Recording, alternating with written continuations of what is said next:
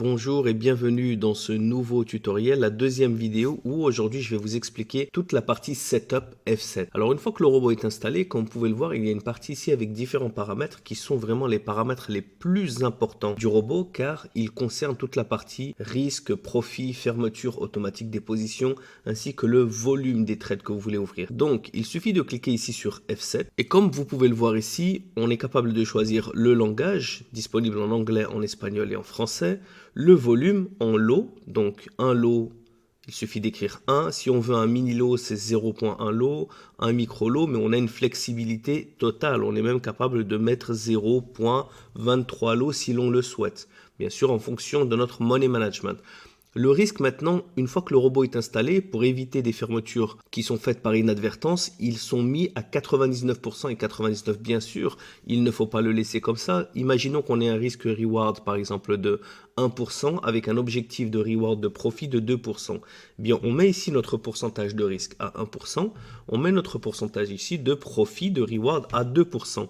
C'est-à-dire qu'avec même les positions ouvertes, ce qu'on appelle le floating, les positions ouvertes et le profit flottant, eh bien si vous atteignez une perte de 1%, toutes les positions vont se fermer de manière automatique. Même chose pour le profit. Si vous avez par exemple un profit flottant qui va atteindre les 2%, toutes les positions vont se fermer pour pouvoir sécuriser ce profit. Le skin, nous allons le changer ici pour vous montrer qu'on est capable d'avoir un skin en couleur claire, c'est-à-dire que tous les graphiques vont être en blanc.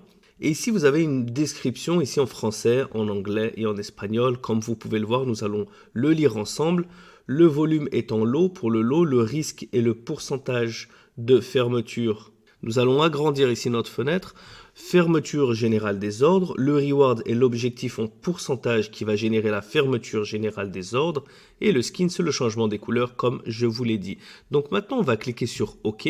Et plusieurs choses intéressantes se sont passées. Comme vous pouvez le voir, la couleur a été changée en blanc avec le skin blanc. Mais le plus important, c'est que notre risque a été changé à 1%, notre reward à 2% et notre volume à 0,23 lots. Donc on continue également maintenant dans toute cette petite fenêtre là, sachant qu'il y aura une vidéo dédiée à l'indicateur Power, une vidéo dédiée à l'indicateur Matrix et une vidéo dédiée au simulateur et à l'ouverture de position. Donc je vais présenter de manière générale ce qui se trouve ici en dessous.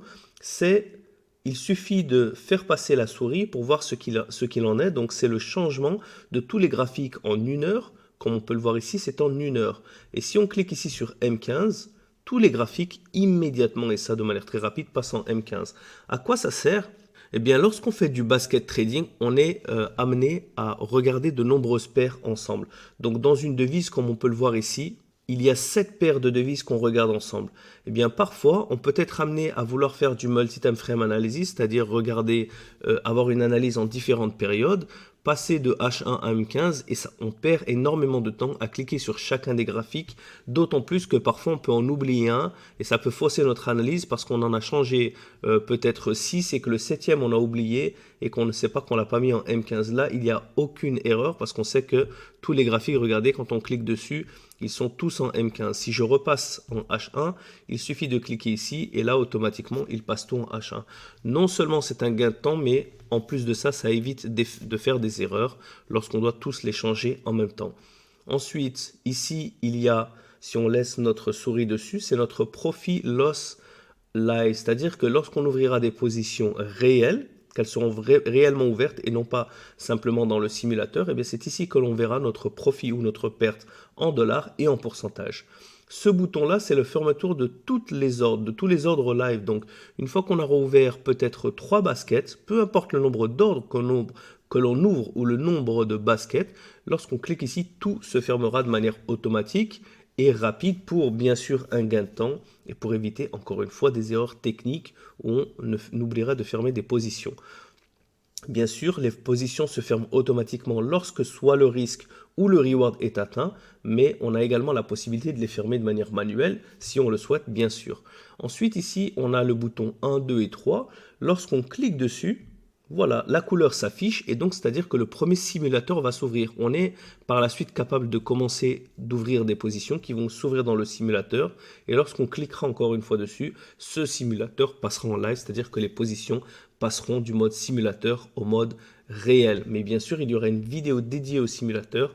C'est donc pour cette raison que je ne vais pas m'attarder sur la présentation du simulateur. C'est donc tout pour cette deuxième vidéo tutoriel. Je vous retrouve très bientôt pour une nouvelle vidéo. D'ici là, je vous souhaite un bon courage à tous et un bon trading. Ciao, ciao.